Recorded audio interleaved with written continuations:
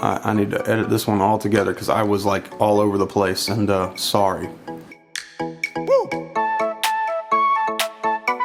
Guys, what's up? It's Matt186 and I'm taking a look at a speaker soundbar today. It's the Smalody, best guess. Found it on Gearbest. It was about $38, I think. Might have been 40 something dollars. Oh look, I'll post it down below if you're interested in it after you watch this video, because you have to watch the video first.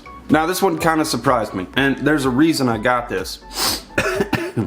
I got like crud in my throat, it's that time of year. So at the beginning of this month, I posted the video for the Wolrd S6A ultra short throw projector. I was kind of concerned based on its size, were the speakers going to be good enough for me? Was I going to be okay with that? Well, I went ahead and preemptively got a soundbar, a little one, just in case, because I didn't want something big. I wanted something that was going to be good, hopefully good, and I wanted something that was going to be able to work with the Wolrd S6A, either over Bluetooth or via 3.5mm auxiliary jack. Enter Smalody. So it's a pretty hefty little device. It weighs in at almost 2 pounds and it has a lot of really good sound. Now, the sound is at times a little bit tinny and a little bit muddy, with an exceptional amount of bass that you just wouldn't have probably expected. We'll go over that in this video though. So in the box you get a USB micro USB cable that you can charge by plugging it into either the back of a device, as long as it's 5V compatible, or you can get a charge block for it. The cable itself isn't actually very long, so just keep that in mind. You may want to go with a different longer one if you're going down to a wall outlet or something that's farther away. You also get a 3.5mm analog left and right, as well as a 3.5mm to 3.5mm, and it is Bluetooth compatible if you want to connect it to a Bluetooth device. Now it runs completely off battery. I got about 9 hours of use out of it before it finally died. So on the back of the device we have our DC 5V plug-in for your USB, micro USB, in order to charge it passively or to charge it to then remove it and put it somewhere else later. Your power button to turn it on and off. Your auxiliary 3.5mm. A micro SD card TF card reader. It can go up to 32 gigabytes, so you can store as much of your favorite songs as you want, up to 32 gigabytes. As well as a USB 2.0 Type A, so that you can do essentially the same thing just with a USB. And every time it dies or it's powered off, when I turn it back on, it's on 5. That is a little bit annoying, especially since there's no remote included for the soundbar. Would have liked a remote or at least an IR sensor so it could be programmed with something like a Harmony remote. That would have been great. Now at max sound, and when it's turned all the way up, if I listen closely, I can hear a little bit of audio break. Not a huge deal because it's not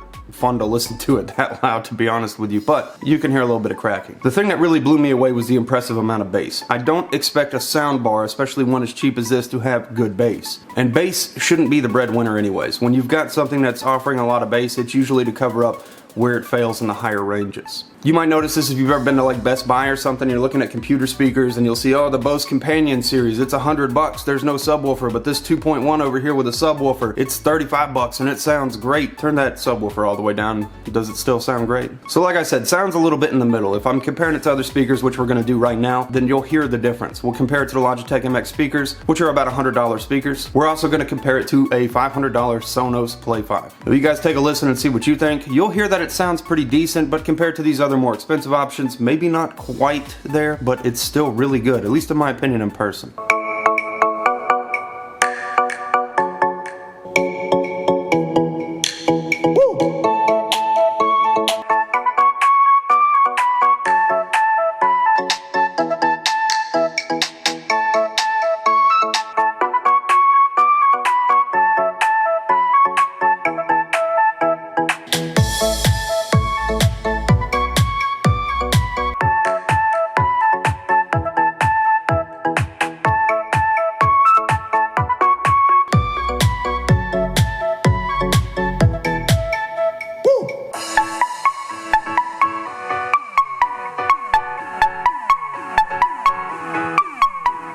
For the price, this works great if you're going to use it on something like a computer and you need a minimalist setup right there under your monitor. That works awesome there. I think that that's a good option for it if you want to do that. Again, I got it for the ultra short throw projector, hoping that it would be enough just in case the ultra short throw speakers that were built in weren't good enough for me. Now this soundbar is not for a real audiophile. This isn't going to be for somebody that's really big on their sound. Definitely for somebody who wants decent sound. No complaints for the price, especially if you listen to it in that demo. We compared it to the $30 8-bit do Cube.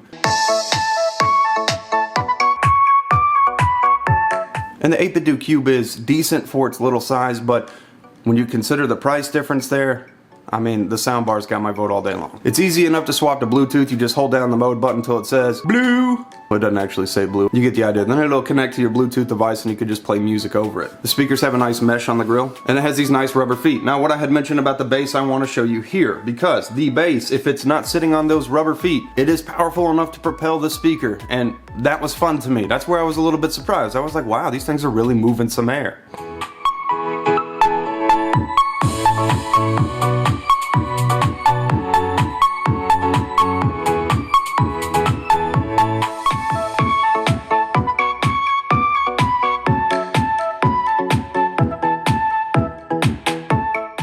And while, trust me, I don't feel like bass should ever be the saving grace to a product, it's always nice to know that good bass is there. Well, it's biting off a little dub.